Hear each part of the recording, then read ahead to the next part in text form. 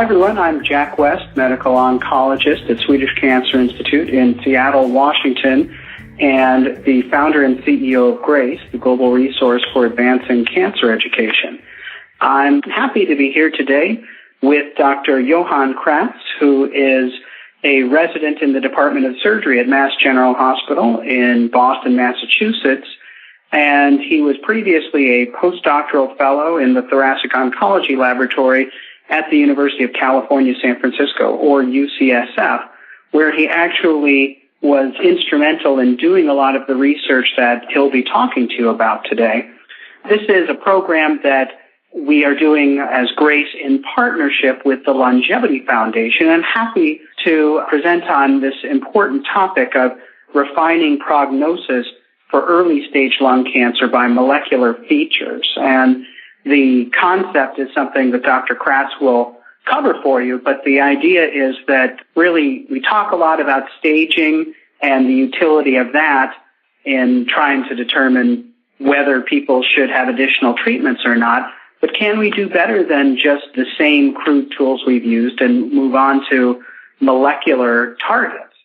With that, I'm going to turn it over to Dr. Kratz.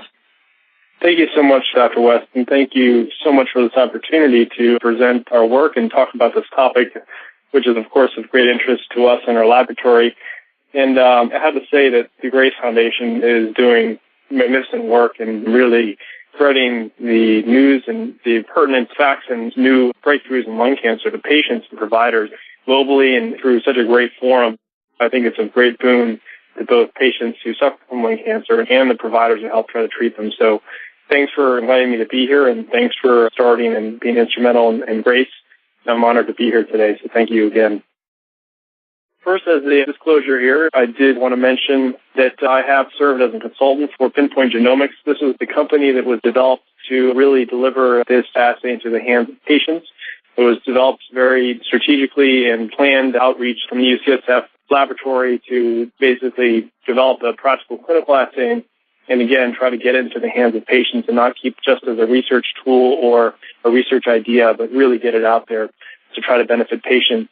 That small startup company that was founded for that purpose was recently acquired by Life Technologies, and I serve as a clinical consultant for them and try to help them deliver this assay into the hands of patients.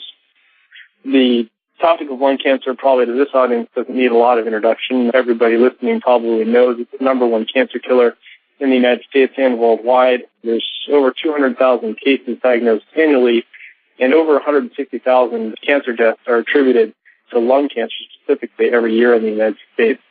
One of the more sobering facts, I think, is that despite all of our advances in understanding the disease and the new treatments and chemotherapy, these new screening guidelines and the new chemotherapy treatments and radiotactic steroid treatments and surgery and so forth, really haven't been able to make a big dent in outcomes after diagnosis of the disease.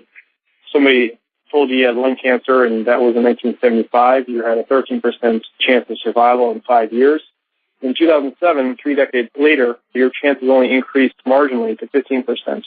That just sort of underscores the great need in this area for ongoing research and for everything we can do to combat this deadly disease.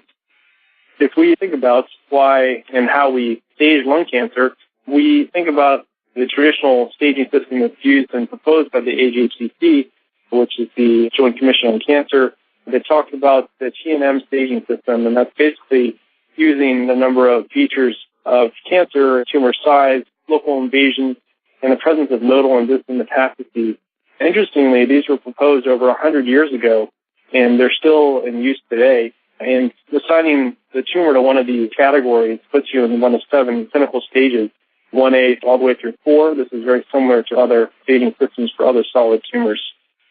Some of the key factors of early-stage lung cancer is that, as opposed to other solid tumors, carrying a diagnosis of early-stage lung cancer doesn't really adequately predict outcome.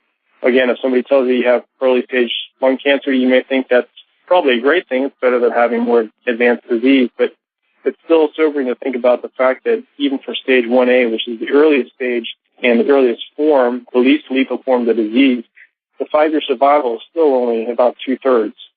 One of the other interesting facts about the diagnosis of early-stage lung cancer is that our current standard of care, despite the poor prognosis, doesn't include adjuvant or neoadjuvant therapy, which is therapy given before surgical resection for stage 1 disease. If we think about why patients with early-stage disease have such poor outcomes, there may be a number of factors to explain this. One, our patient population that we operate on as surgeons is quite old. The mean age was around 70 or so in our study, and that tends to be the mean age in most studies for surgical resection. So these patients could be elderly and passing away from really comorbidities. There could be misdiagnoses. There could be other primary tumors that develop. But really, if you think about why these patients have such poor outcome, I think everybody pretty much agrees that it's recurrence due to subclinical metastatic disease. In other words, disease that's there at the time of the initial resection that nobody with our current methods could detect. Our current methods being CT scanning, PET scanning, etc. In fact, one study recently reported that the recurrence after complete surgical resection was as high as 27% with a 7-year follow-up. And if that's the case, that patients are very likely to recur even with very early stage disease, you might then ask why adjuvant therapy and neoadjuvant therapy doesn't help. After all, if they have subclinical metastatic disease and adjuvant therapy helps in later stage disease, why doesn't it help in stage 1 disease? That's probably because we're thinking about stage 1 and early stage lung cancer in particular in a traditional way that's probably not quite accurate. That's illustrated by the following. If you look at the traditional TNM stage 1 outcomes, you see about 65 or 70% survival in 5 years, but maybe the stage 1 population is not all homogeneous. Maybe it's the case that patients with stage 1 lung cancer are actually 2 different patient populations. There's a patient that's at low risk and will actually do quite well after surgical resection, and there's a patient population that's actually at high risk, and these patients are very likely to harbor a micrometastatic disease and pass away from their lung cancer within 5 years. And because we group these patients all together, we see it as one patient population that in general does poorly, but we don't know how to treat these patients because we don't know how to identify the patients who are at high risk from passing from their disease. So our challenge then becomes, can we identify these patients who are at high risk of passing away from early stage disease? And 2, will they benefit from targeted or personalized therapy in lung cancer?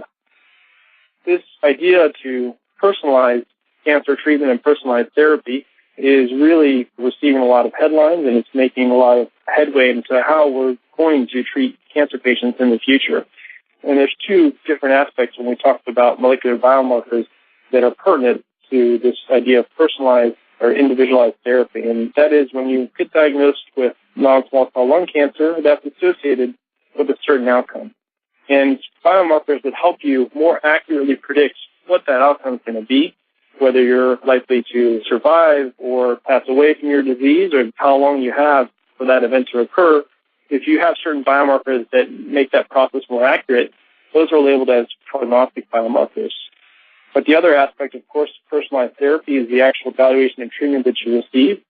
Biomarkers that are able to help us tailor therapy in particular to hopefully alter outcomes, they're called predictive biomarkers.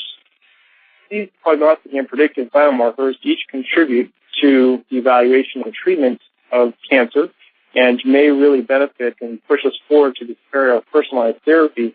And it's important to note that they're not exclusive. So prognostic biomarkers that are able to help you evaluate how a patient may do may also be predictive in their nature, and the recommendation that a patient receive certain therapies based on how you expect them to do.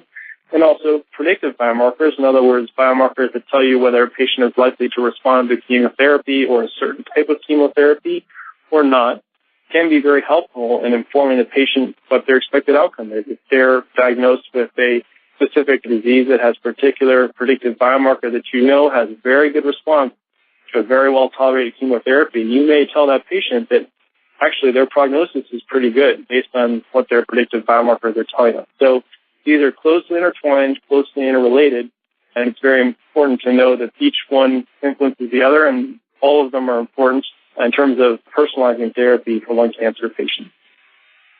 When we think about what we can use to develop these novel biomarkers, how are we going to develop these biomarkers that are both prognostic and predictive? And It just so happens that this is not a new question. In the past 20 years or so, people have raked themselves over the coals trying to figure out answers as to what, in particular, is available to help us both with prognosis and to predict response to therapy in cancer patients. And people have looked at all sorts of clinical factors and chemical factors, things that you can measure readily in the blood.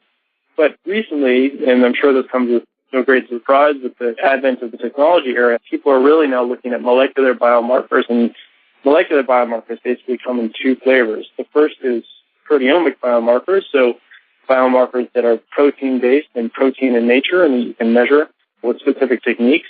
And there's also genomic molecular biomarkers. So when we talk about genomic biomarkers, we talk about DNA, which is the basic building blocks of substance in our cells and our body, and we talk about how that DNA gets expressed. That's called RNA. And then we also look at the modifications that have to do with these genomic processes. Now, probably for historical reasons and factors that are beyond this talk, it just so happens that most of the time, when we're talking about predictive biomarkers, most people who have looked at predictive response to chemotherapy have, for various reasons, looked at DNA. And most recent studies that have been published on prognostic biomarkers have looked at RNA, or gene expression.